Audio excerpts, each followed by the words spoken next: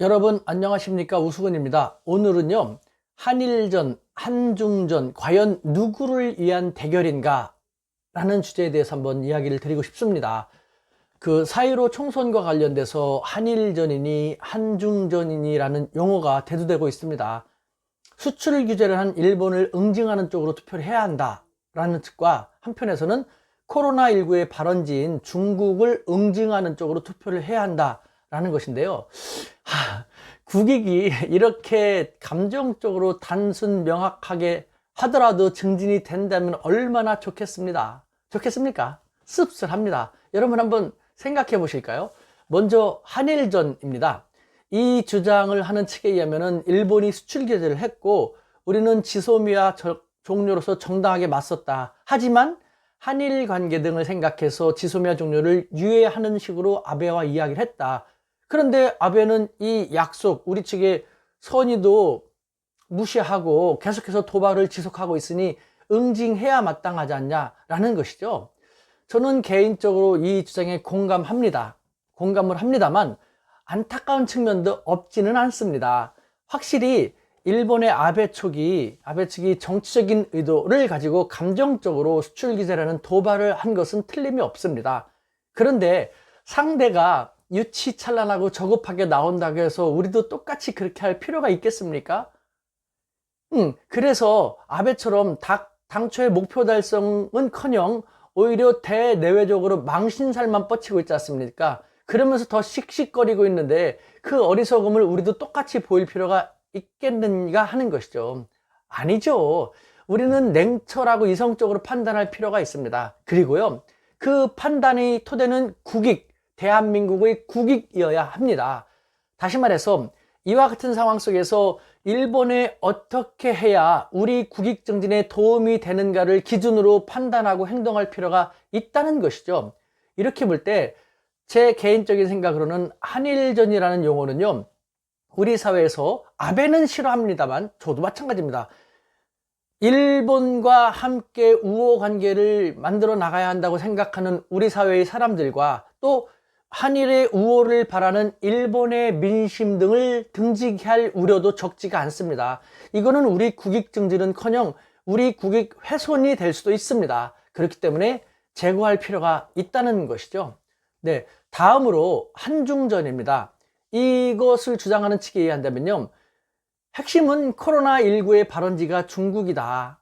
따라서 일찍부터 중국인 입국 금지를 취했어야 됐는데 아직도 그렇게 하지 않음으로써 코로나 확진자가 우리 땅에 이렇게 많이 생기게 됐다.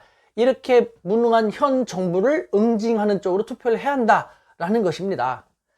이 주장에 대해서 저는요, 논리적으로도 맞지 않고 상황 분석도 형편없는 지극히 유치찬란한 이야기에 불과하다고 생각이 됩니다.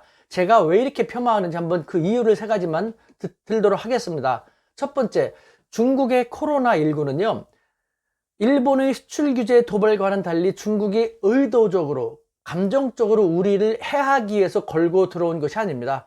중국이 가장 큰 피해자라는 것 누구도 다 알 수 있는 사실이지 않습니까? 그리고 그 옆에는 우리도 피해를 많이 보고 있습니다. 이에 대해서 중국은 매우 미안해하고 그럼에도 불구하고 우리가 자기들에게 많이 도와준 것에 대해서 매우 감사해하고 있지 않습니까? 그런 중국입니다. 아베, 수출 규제를 감정적으로 의도적으로 한 아베와 많이 다르다는 것이죠.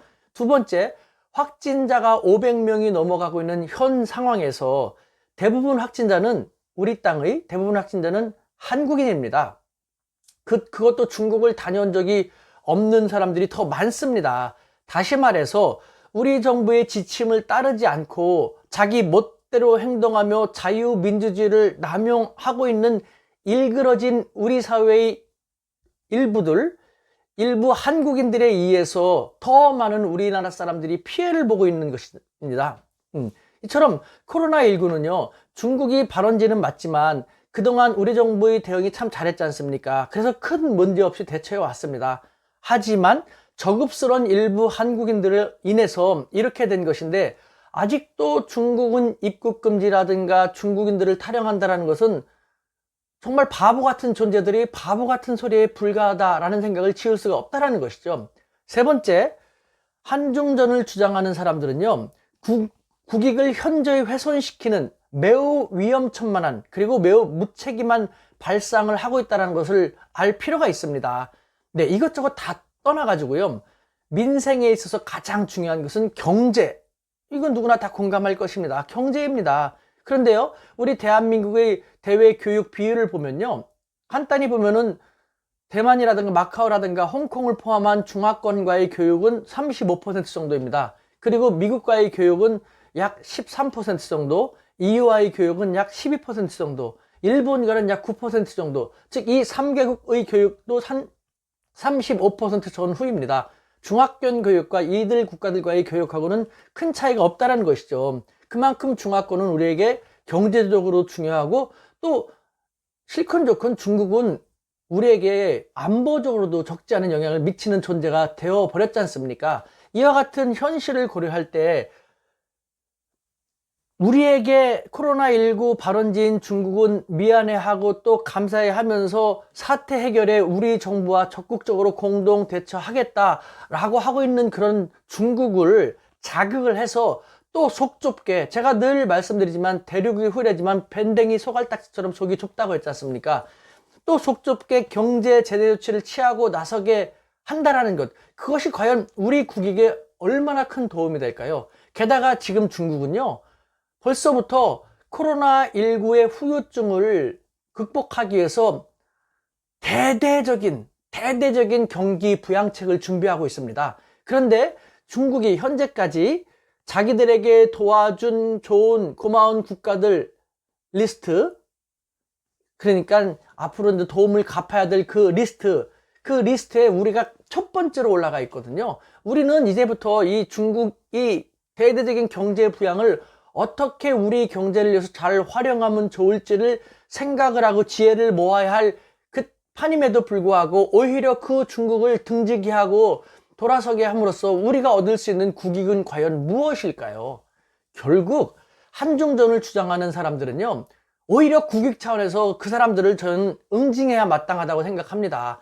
한중관계의 이와 같은 상황을 모르는 저 어리석고 무지한 사람들, 혹은 한중관계의 중요성을 알고 그랬다면 자신들의 그 치질한 사리사욕을 위해서 국익조차 훼손시키려는 것을 서슴지 않는 저 사악한 존재들을요, 정치인으로 뽑아서는 안 되지 않습니까, 여러분? 이렇게 볼 때 우선 한일전이나 한중전이라는 용어 자체 사용은 우리가 지양할 필요가 있습니다. 너무 자극적입니다.